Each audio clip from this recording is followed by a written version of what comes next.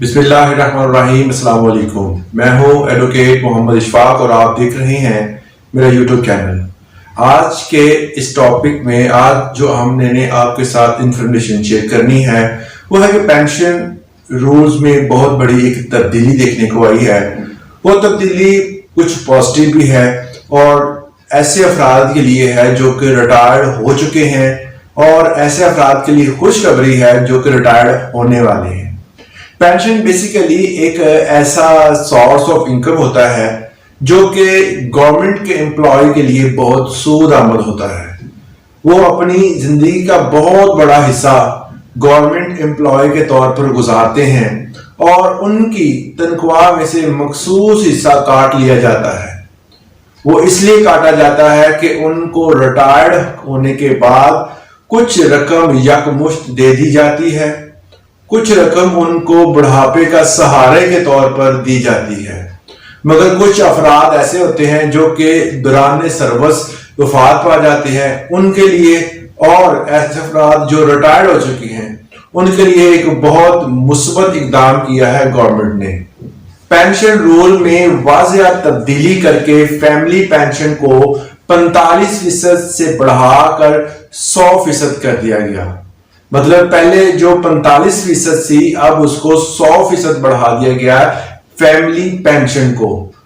और उसके बाद ये फैसला जो है वो खैबर पख्तूनख्वा के नए पेंशन रूल 2021 को मुतारफ करवाकर किया गया। नए रूल के तहत पेंशन जो है फैमिली पेंशन जिसे कहते हैं वो 45% से बढ़ाकर अब मुकम्मल तौर पर गवर्नमेंट ने ऐलान किया है कि हम 100% उस पेंशन को उसके हकदारान के पास पहुंचाएंगे।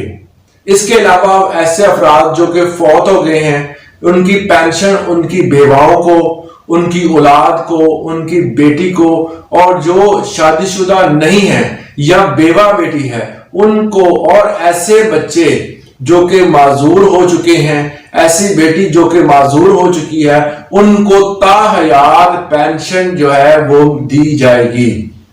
पहले वो पेंशन 45% हासिल कर रहे थे, अब उसी पेंशन को बढ़ाकर 100% कर दिया गया है।